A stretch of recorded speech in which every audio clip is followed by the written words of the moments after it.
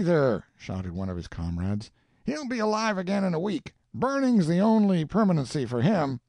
The gangs from all the outlying camps burst out in a thunder crash of approval, and went struggling and surging toward the prisoner, and closed around him, shouting, "Fire! Fire's the ticket!" They dragged him to the horse post, backed him against it, chained him to it, and piled wood and pine cones around him waist deep. Still the strong face did not blench, and still the scornful smile played about the thin lips. "A match! Fetch a match!" Shadbelly struck it, shaded it with his hand, stooped, and held it under a pine cone. A deep silence fell upon the mob. The cone caught, a tiny flame flickered about it a moment or two. I seemed to catch the sound of distant hoofs. It grew more distinct, still more and more distinct, more and more definite, but the absorbed crowd did not appear to notice it. The match went out. The man struck another, stooped, and again the flame rose. This time it took hold and began to spread. Here and there men turned away their faces. The executioner stood with the charred match in his fingers, watching his work. The hoof-beats turned a projecting crag, and now they came thundering down upon us. Almost the next moment there was a shout, "The sheriff!" And straightway he came tearing into the midst, stood his horse almost on his hind feet, and said, "Fall back, you gutter snipes!" He was obeyed by all but their leader. He stood his ground, and his hand went to his revolver. The sheriff covered him promptly, and said, "Drop your hand, you parlor desperado! Kick the fire away! Now, unchain the stranger!" The parlor desperado obeyed. Then the sheriff made a speech, sitting his horse at martial ease, and not warming his words with any touch of fire, but delivering them in a measured and deliberate way, and in a tone which harmonized with their character and made them impressively disrespectful. "You're a nice lot, now, ain't you? Just about eligible to travel with this bilk here, Shadbelly Higgins, this loud-mouthed sneak that shoots people in the back and calls himself a desperado.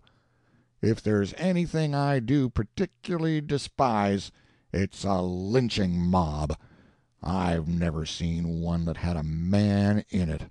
It has to tally up 100 against 1 before it can pump up pluck enough to tackle a sick tailor. It's made up of cowards, and so is the community that breeds it. And 99 times out of 100 the sheriff's another one." He paused, apparently to turn that last idea over in his mind and taste the juice of it. Then he went on. "The sheriff that lets a mob take a prisoner away from him is the lowest down coward there is. By the statistics there was 182 of them drawing sneak pay in America last year. By the way it's going, pretty soon there'll be a new disease in doctor books, sheriff complaint." That idea pleased him. Anyone could see it.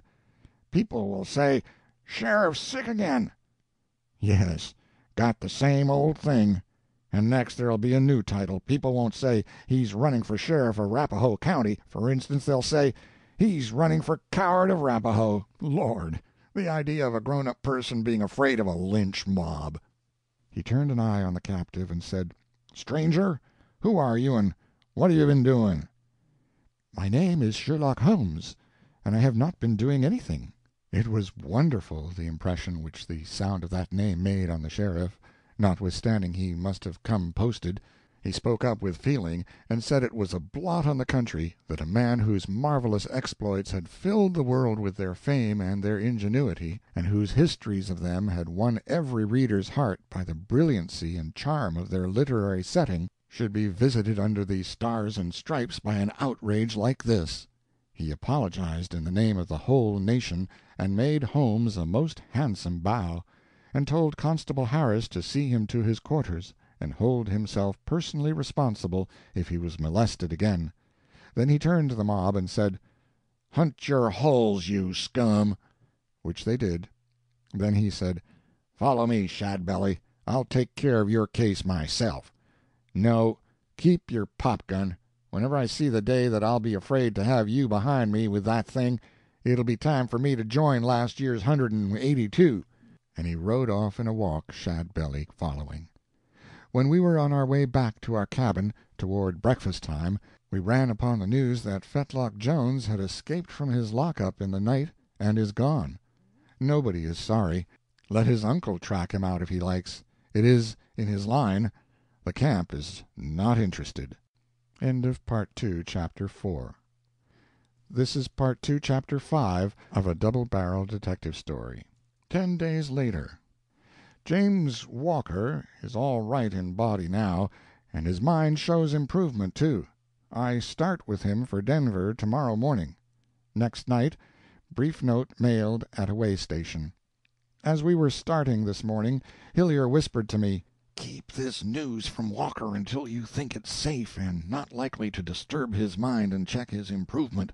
The ancient crime he spoke of was really committed, and by his cousin, as he said. We buried the real criminal the other day, the unhappiest man that has lived in a century, Flint Buckner. His real name was Jacob Fuller. There, Mother, by help of me, an unwitting mourner, your husband and my father is in his grave. Let him rest." End of Part 2, Chapter 5, and end of A Double-Barrel Detective Story. Read by John Greenman.